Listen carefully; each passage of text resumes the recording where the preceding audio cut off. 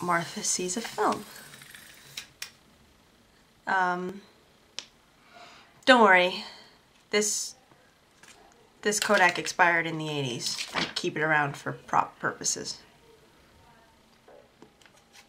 Anyway, so to prove essentially my authorityness on film,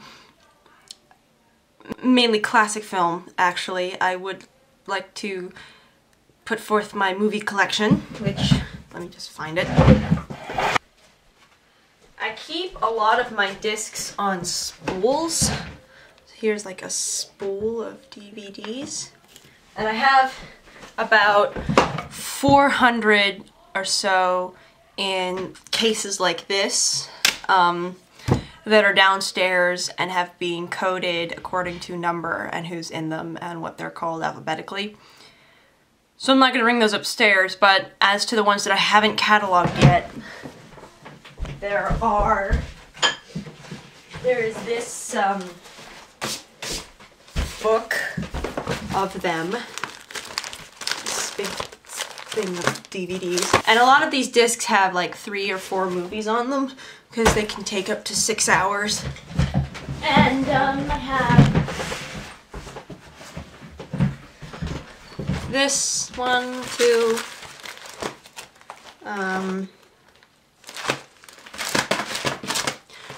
I have just acquired recently from my grandfather 2 more full cases of the big kind. So yeah, I probably have about 6,000 films total. And most of them were made before 1977.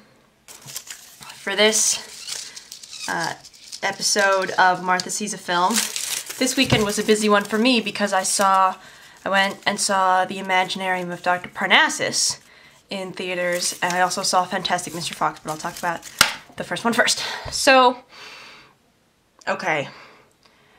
This movie would have been infinitely more wonderful if Heath Ledger hadn't copped it halfway through filming.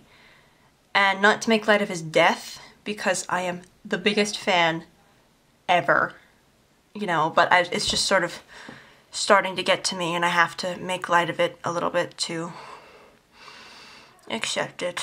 It just makes me very sad that I've seen every single one of his films and that the only thing left that I haven't seen of his are old episodes of Roar. And that's a terrible show. The idea of the film is that there's this guy named Dr. Parnassus who's played by Christopher Plummer. And I sort of went, while watching the trailer, he's still alive, because he was Captain Von Trapp in The Sound of Music, which, well, I suppose Julie Andrews is still alive, so why shouldn't he be? But anyway, it was interesting to see him in a film, again, because I haven't seen him in anything since The Sound of Music that I'm aware of. I mean, he might have snuck in at some point in some movie from the 80s, but I really don't know. It sort of seemed like he came back and was like, hey, I'm bored. Remember me? I'd like to make a movie. So no one was laughing at this movie, and I thought it was really funny. And I don't want to seem pretentious, but it was just sort of very, very layered humor. Not that it's like, oh, it's layered, so it's like complicated so no one will get it, but it's layered in the sense that people get the jokes, but by the time they get to the punchline, it's not funny to them. But I found it funny anyway because it was very British humor. It was weird. It was like, you know, it was like P.G. Wodehouse humor, like that dry British humor, mixed with the really blunt Terry Gilliam, Monty Python type of humor. So some of the jokes the audience laughed at, and some of them the audience was like, that was stupid. But I really like both kinds of humor, and when mixed together I thought it was really great. So the way they get around the fact that Heath Ledger has died is that whenever he goes through this mirror portal thing, he becomes a different person. He's the same person, but he looks different.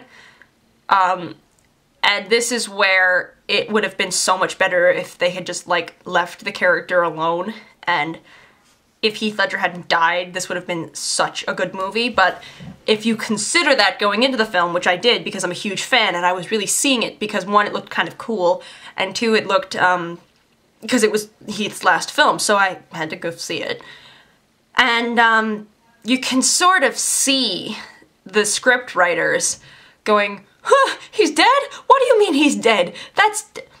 How can we fix this? Can we save this movie? And it doesn't seem like they tried all that hard. They figured people would come see it anyway, which definitely happened, because the theater was freaking packed. But, people would come see this movie anyway because Heath is in it, so basically they had to just preserve the sanctity of the bits that he was in, and then managed to finish out the storyline.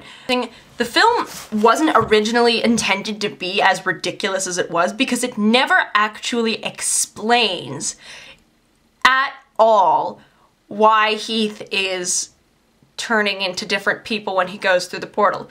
It doesn't say anything. It doesn't touch on it at all, and it confuses the people in the film, and they never come back to it. Ever. So... And there's a couple of parts where you can sort of see that Heath's, like, knocking on some door, and they don't let him in, and they were obviously going to let him in at some point, but then they have to, like, redo the scene, so that it looks like they get distracted, and so that he doesn't ever have to be on scene again. So it's like, yeah, he's not on scene, it's because he's dead. So it's a really interesting filmic experience. I really hope this wins the Oscar for Best Costume Design, although it's probably gonna be young Victoria. It's like, yes, we've seen period pictures before, and people usually go right on the money because they want to win the Oscar. But these costumes were very original, and I enjoyed looking at them, so it worked really well. It was a little bit CGI, but I think that was mainly because it didn't want to be, it didn't want to take millions and millions and millions of dollars like Avatar did to make a really realistic looking CGI thing. It just wanted to look cool. Cause I mean, like, it's like in Star Wars, it's like when they're on Hoth, you know, and you've got the big metal creature things, and they're going foom, foom, foom, foom, and, they don't look that great. They don't look real, you know, because they're models, but they look cool. Like, this movie looked really cool, if you get what I'm saying. I give it, as a moviegoer, I give it, like, a 7.5. As a Heath Ledger fan, Heath was in it, so it gets a 10 out of 10. So my overall experience as a person would have probably been about an 8. Some of my guy friends, it was very much a girl movie, I think. It might have just been the guys that I was with at the time, but my guy friends that were with me in the theater at the time were just scowling at the screen and looked like they would have rather been doing anything else. Don't get popcorn because it'll just distract you. So anyway, that was Martha's episode of, my first episode of, Martha Sees a Film, and I hope you enjoyed it, and so yeah, I will probably do this whenever I watch a good film, or a notable film, not necessarily a good one, one that either really sucked or was really great, but yeah, because that's what I know, and I'll probably talk about some good classic stuff that people who are studying film should watch, and the people who like film tend to ignore because, again, it's where the bodies are buried that counts, and I spend a lot of time looking up that stuff. So, pew.